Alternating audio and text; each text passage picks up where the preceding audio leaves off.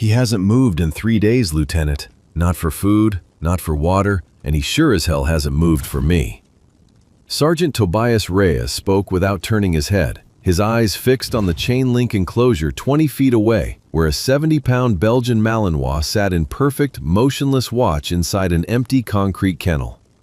Lieutenant Marisol Webb stood beside him in the late afternoon shade, her uniform crisp against the dust kicked up by the autumn wind sweeping across the county training yard, and she said nothing for a long moment because there was nothing useful to say. The dog's name was Kaiser. He had served 2 combat deployments with the 75th Ranger Regiment before being transferred to a federal handler program, and after that program ended, he had been gifted to their county sheriff's department with a thick service folder and a single instruction passed down by his last trainer, which was that Kaiser should not be pushed when he was grieving. The trainer who had written that note had retired years ago and could not be reached, and the man who had been Kaiser's combat partner was dead. Reyes had been the dog's working handler for the past 9 months, and they had achieved what Webb would describe as an honest, professional partnership, the kind that did not pretend to be more than it was.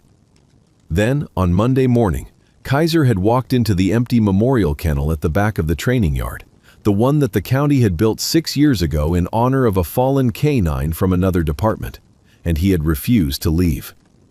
He sat in the back corner with his front legs planted square, his ears forward, his eyes locked on the gate. When Reyes had tried to enter, Kaiser had peeled his lip back in a slow, silent warning that any handler in the country would recognize as a final courtesy before something worse. They had left bowls outside the gate. The bowls remained untouched. They had tried his favorite tug, the worn yellow one he had carried like a treasure across 3 states. He had not even looked at it. Now it was Wednesday. The sun was beginning to slide toward the bare branches of the sycamores along the property line, and Webb could see that the dog's flanks had begun to draw in. Another 24 hours, and they would be looking at involuntary sedation, which was the kind of intervention that broke a working dog's trust forever. "I called the breeder this morning," Reyes said quietly. "Place in southern Indiana. The line he came from. They didn't sell him to the Army, though. They sold him as a puppy to a private trainer who handled the early socialization, and then resold him into service." Webb glanced at him. "Do we have a name for the trainer?" Reyes pulled a folded piece of paper from the breast pocket of his uniform shirt and handed it to her without comment. She unfolded it once. There was a name written in a careful, almost old-fashioned hand at the top, and below it a phone number with an area code she did not recognize. And below that, in Reyes's blockier writing, the words next of kin to MSG.J. Langford KIA. Webb looked up. The dog in the kennel had not moved, but his head had turned a quarter inch, and his eyes were now on her. She folded the paper back into a small square and tucked it into her own pocket. "Did you call him?" she asked. "I called him this morning," Reyes said. "He didn't say much. Said he'd come." The truck rolled through the gate of the training yard a few minutes after 6 o'clock that evening, which was later than Webb had expected and earlier than the sun had any right to be setting, and she watched it come up the gravel drive with the kind of patient attention she reserved for things she could not yet measure. It was a Ford from a generation that had not been made in 20 years. The paint faded to a color somewhere between sand and rust, and the tires had the slightly settled look of a vehicle that lived on dirt roads. The man who climbed down from the cab moved without hurry. He was in his middle 70s, perhaps a little older, and he wore a tan work jacket over a clean blue button-down shirt and a pair of jeans that had been washed enough times to lose any pretense of color. A faded green ball cap sat on his head. His boots were the only thing on him that looked recent, and even those were the kind of plain leather work boots a man might buy because his old ones had finally given up. He carried nothing in his hands except a small canvas duffel that hung easily at his side. He stopped just inside the gate and stood for a moment, taking in the yard, and Webb noted the way his head moved, which was once to the left and once to the right and once back to center. The entire scan completed in about 2 seconds. He found the kennel in the back corner without anyone pointing. Reyes met him at the bottom of the drive. "Mr. Langford?" "Otis is fine." The voice was unhurried, dry, with the trace of an accent that Webb placed somewhere along the Ohio River. "Sergeant Reyes, "Thank you for coming." "Long way to drive for a dog," Otis said, but there was no complaint in it, only the statement of a fact, the way a man might note the distance to a field he intended to plow. He looked past Reyes toward the kennel, and his eyes paused there for several seconds before returning. "He's still in there?" "Yes, sir." "Eaten anything?" "Not since Monday morning." Otis nodded once, slowly. "Water?" "Wets his mouth from the dish we slide along the wire. Won't take more than that." He shifted the duffel from his right hand to his left, and Webb saw, in the brief moment when his right hand was free, that the back of it was lined with the kind of small white scars that a man earns over 50 years of working with animals that have teeth and claws and panic in equal measure. But his fingers were steady, and the knuckles had the heavy, settled look of joints that had been used without complaint for a very long time. Reyes began to explain the situation, his voice falling into the practice rhythm of a briefing, and Otis listened with his head slightly tilted, his eyes never quite meeting Reyes's face, and Webb realized after a few moments that the old man was not looking at the sergeant at all. He was watching the dog in the kennel through the gap in Reyes's shoulder, watching the angle of the dog's ears and the rise and fall of the dog's chest, and reading whatever he was reading there without comment. When Reyes finished, Otis was quiet for a count of 3, and then he said, "I'd like to sit out here for a bit before I go near him, if that's all right." Reyes looked at Webb. Webb looked at the old man in the faded jacket and the boots that were too new for the rest of him. "Take whatever time you need, Mr. Langford," she said. "Otis," he said again, gently. He set the duffel down beside an old wooden bench at the edge of the yard and lowered himself onto the bench with the slow, economical movement of a man whose knees had opinions, but who had learned not to negotiate with them. He took off the ball cap, set it on his thigh, and looked at the kennel. He did not speak again for almost 20 minutes. Webb stood with Reyes at the far side of the yard during those minutes and watched, and she thought about her own career, which had included 3 years with a military police K-9 detachment in Germany and 4 years with a federal task force after that, and she thought about all the trainers and handlers and breeders she had met along the way. There had been a few of them, a small handful, who had carried themselves the way the old man on the bench carried himself, and they had all been people who had spent most of their working lives in places that did not appear in newsletters. She did not know yet what Otis Langford had done before he had become a man with a quiet farm and a faded jacket, but she had begun to suspect.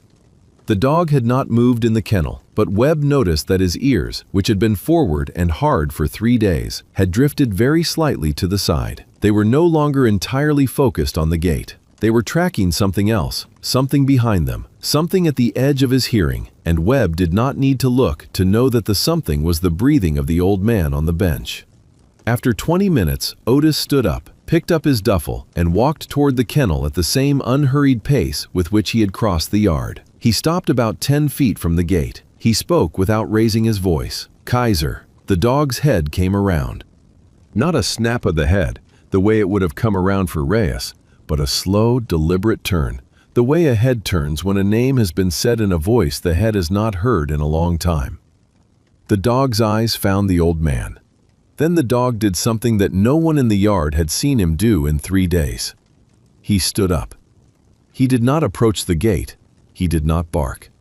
He stood on all 4 feet, his tail low but no longer tucked, his ears forward but no longer hard, and he watched the old man as a soldier watches an officer he is not sure he recognizes.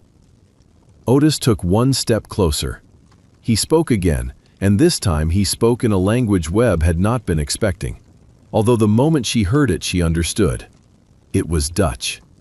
The first language of the working Malinois lines that came out of certain kennels in the Netherlands and Belgium, the language that handlers used because it was clean and clipped and unlikely to be confused with English commands shouted in a stressful environment.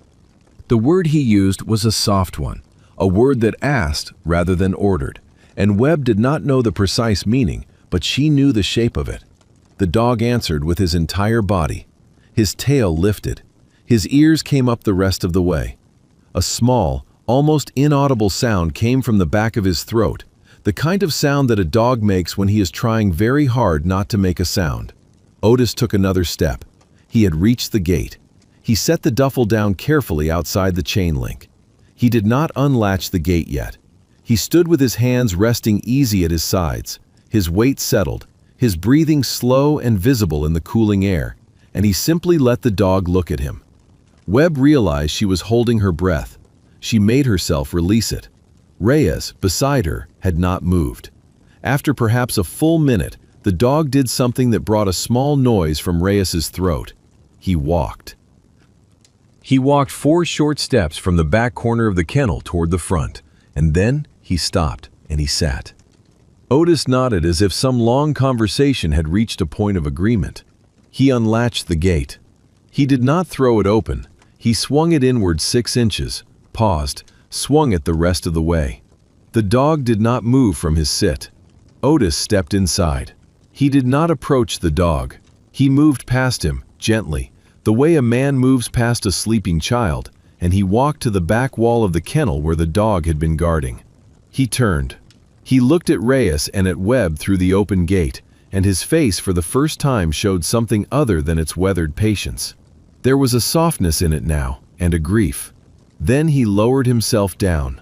He sat on the concrete floor of the kennel with his back against the painted cinder block, his knees up, his hands resting on top of them, and he closed his eyes for one breath. When he opened them, the dog had crossed the kennel and was standing in front of him. What happened next was the kind of thing that handlers spend their careers chasing and rarely see, because it requires a confluence of memory and trust and time that almost never aligns. The dog did not jump. He did not whine in the high, desperate register that distressed dogs use when they break. He lowered his head. He took 2 short steps forward until his chest was an inch from Otis's knees, and then, very slowly, he laid his muzzle along the top of Otis's right thigh and held it there. His eyes closed. A long breath went out of him, longer than a dog his size should have been able to hold, and Webb realized that the dog had been carrying that breath for 3 days. Otis's right hand lifted from his knee with the slow, weightless motion of a man approaching something fragile. He laid his palm flat between the dog's ears. He did not stroke. He simply rested his hand there, and his thumb moved once, gently, along the edge of the dog's ear, in a pattern that looked private. He spoke, and Webb could not hear what he said, but she saw his lips move, and she saw the dog's body adjust against him, the weight settling more fully against his leg, the way a tired weight settles when it has finally found a place it knows. Otis's eyes closed again. His shoulders moved, once, in a way that was not a sob exactly, but was its quieter cousin. Reyes turned his face away. Webb did not. She watched because watching felt like the only honest thing she could do, and because she knew, with the certainty of a person who had spent enough years around military working dogs to know when something rare was happening in front of her, that she would never in her remaining career see this exact thing again. The dog did not move for several minutes. Otis did not move either. The yard was very quiet. Somewhere on the road outside, a tractor crossed a culvert, and a flight of starlings rose out of the sycamores and curled and resettled. Inside the kennel, the dog's tail began, very slowly, to move. It did not wag. It swept, once, along the concrete, the way a tail sweeps when a dog is half asleep and dreaming of something good. Otis opened his eyes. He looked down at the head against his leg. He looked at the dog's ribs, and Webb saw his jaw tighten in the way of a man who has just done arithmetic in his head and not liked the answer. "We've got to get some water into him, Sergeant," Otis said, without raising his voice and without looking up. "Slow, quarter bowl. He won't take it from you yet. Bring it to the gate and I'll come for it." Reyes moved. Webb watched the old man's hands as he waited for the water to come. The right hand had stayed on the dog's head. The left hand had come to rest, very lightly, on the dog's shoulder, just behind the joint, in the spot where a handler checks for heat and for the throb of an artery that should be steady. The left hand stayed there for a long time. Otis was, Webb realized, taking the dog's pulse. He was doing it without any ceremony and without any indication that he was doing it, and he was doing it the way a person does it who has done it for 50 years, in places where there were no veterinarians and no choices and no time. Reyes came back with a quarter bowl of water and set it just inside the gate.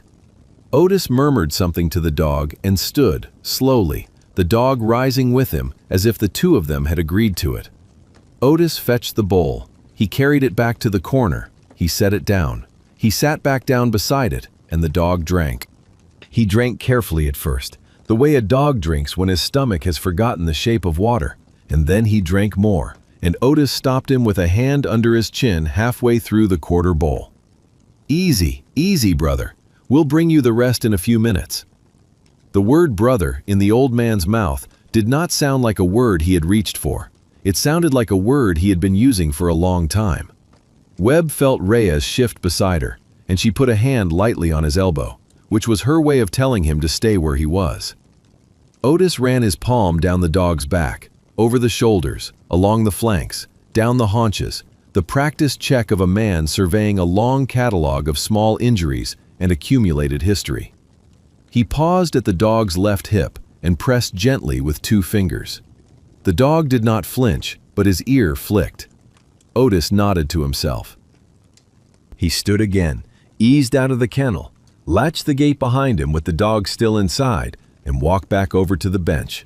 And Webb met him there with Reyes a half step behind. Otis sat. He took off his cap, ran his hand through gray hair that had been recently cut by someone who was not a barber, and set the cap back on. He looked at Webb for the first time directly.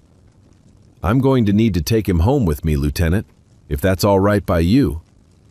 Webb nodded once. "We were prepared to discuss that." "I figured." He looked down at his hands. "I should tell you a few things. Some of them are in his file, and some of them aren't.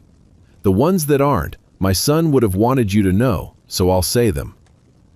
Reyes lowered himself onto the bench at the far end. Webb stayed standing, because standing was easier than choosing whether to sit. Otis began to speak, and as he spoke, his voice did not change in volume or in pace.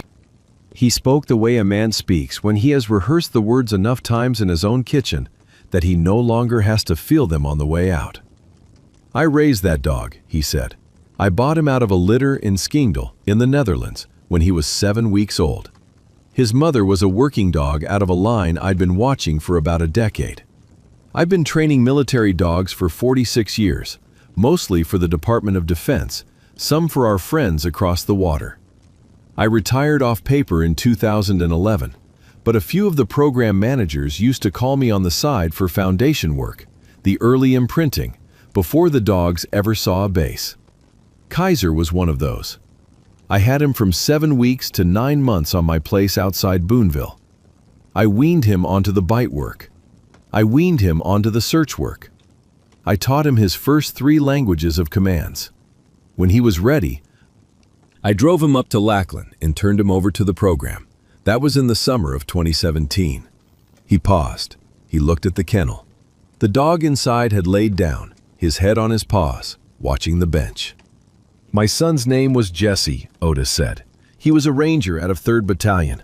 He went out to selection for the Regimental Reconnaissance Company in 2018, made it through, and was assigned to a small element that worked overseas in places I don't have permission to name and won't try to. He was a multi-purpose canine handler by the 2nd year of his time on that team. He was good at it. He was very good at it. They paired him with Kaiser in 2019. The pairing was not an accident.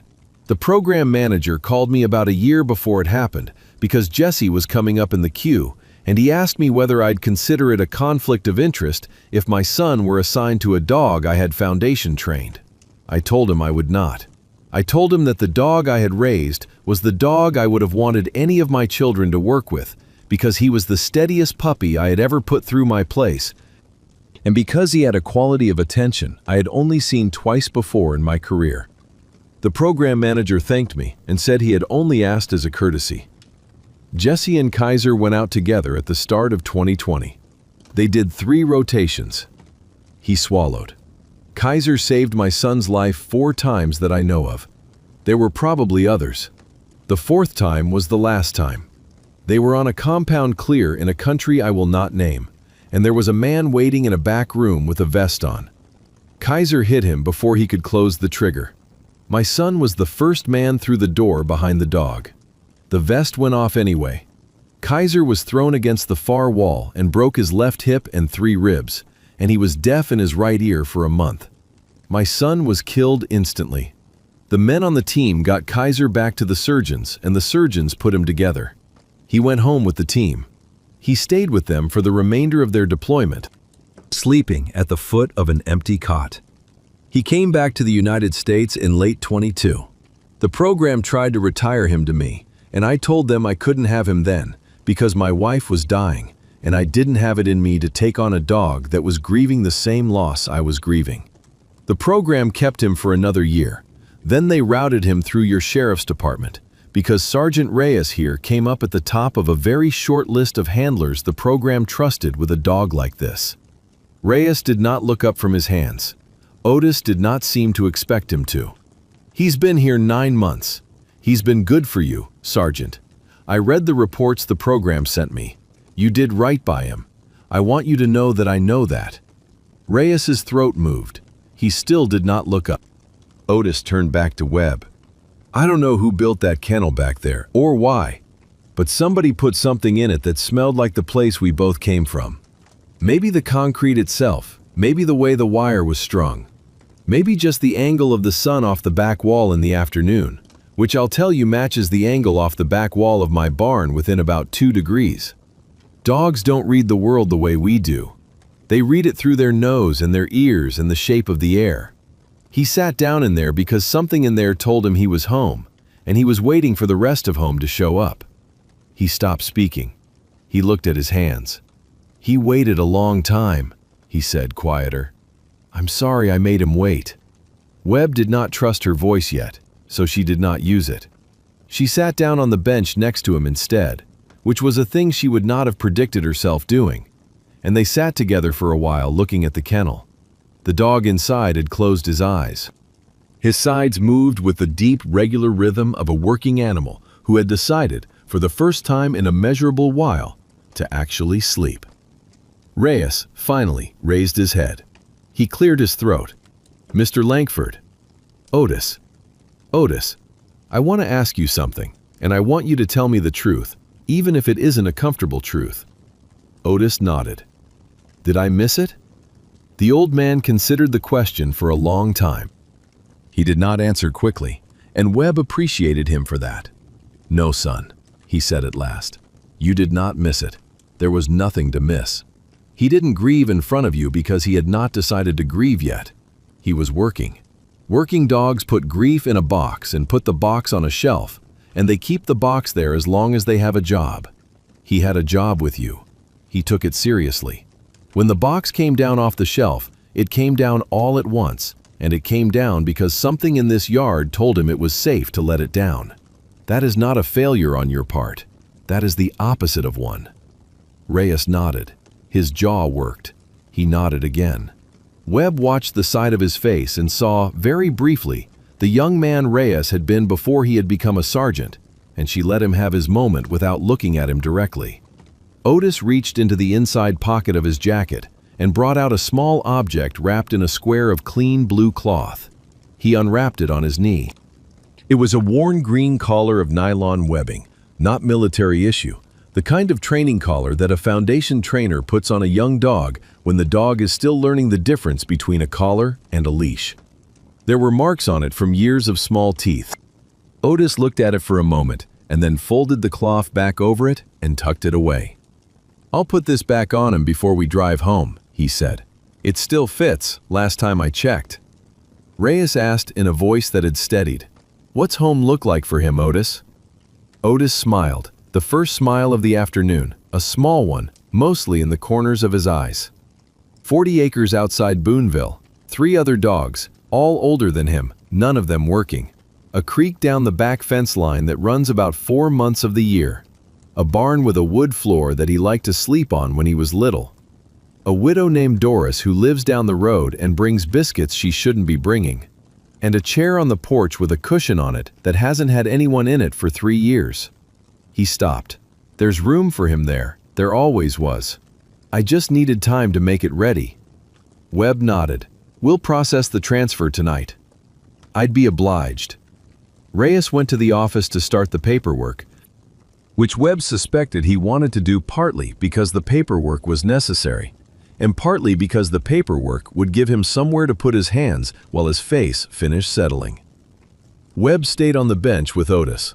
The sun had dropped low enough now to lay a long orange band across the back wall of the kennel, and the dog inside had not stirred. Webb let a few minutes pass before she asked the question that had been gathering at the back of her mouth since the truck had come up the drive. "Mr. Langford, Otis, can I ask you something that isn't in the file?" "You can ask." 46 years training dogs for the DOD. That's a long career. You started where? Otis was quiet for a moment. Then he said, "I started in a kennel program at Fort Bragg in 1979.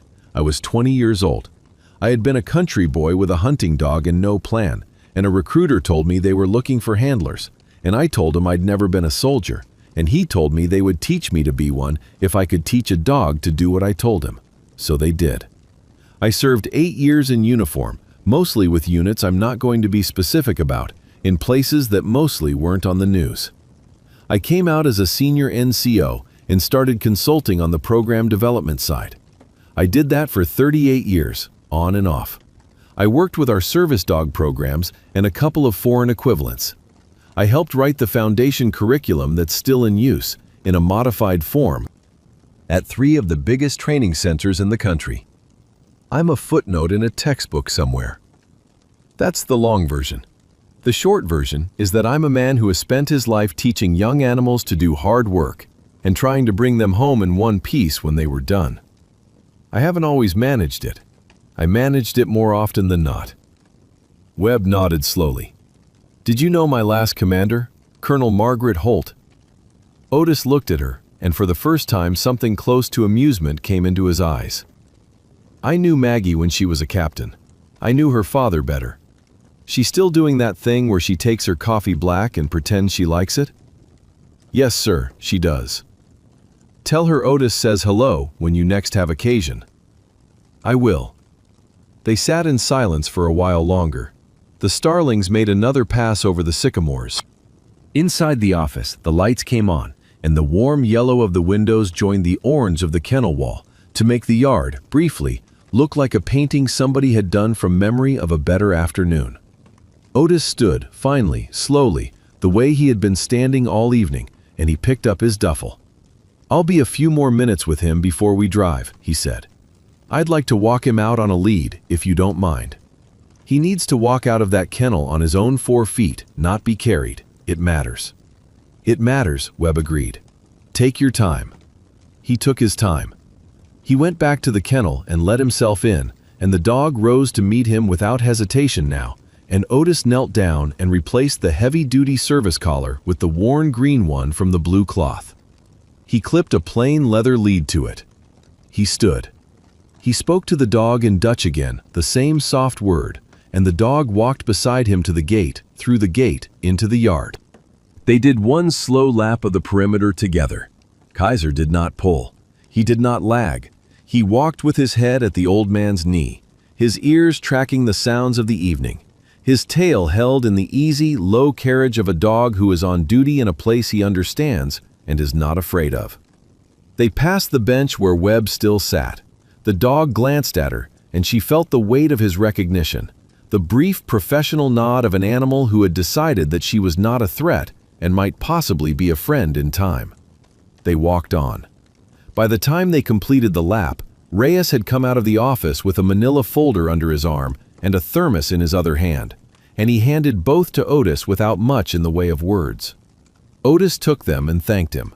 Reyes crouched down in front of the dog. He did not touch him. He just looked at him, the way a handler looks at a partner he is signing off to another handler, which is a look that does not need translation in any kennel in any country. He spoke, finally, in a low voice. You did good work here, brother. You go on now. The dog's tail moved once. Reyes stood up. He nodded to Otis. He nodded to Webb. He turned and walked back toward the office, and Webb did not call after him, because she knew there was nothing more he wanted to say in front of an audience. Otis loaded the dog into the cab of the old Ford. He did not put him in the bed. He lifted him, with some effort, into the passenger seat, and Kaiser settled there with his head against the window and his eyes on the old man as if he had been doing it for years. Otis closed the door gently. He came around to Webb one last time. He held out his hand. She took it. His grip was dry and steady, and the small white scars on the back of his hand stood out in the late light. "Lieutenant." "Otis. Thank you for letting an old farmer interrupt your week. Thank you for driving up." He almost smiled. He nodded once, settled the green ball cap on his head, and walked around to the driver's side, and the Ford turned over with the patient cough of an engine that had been turning over patiently for 30 years. The taillights moved down the drive and turned onto the county road, and Webb stood by the bench with her hands in her pockets and watched them go until the road dipped and they were gone.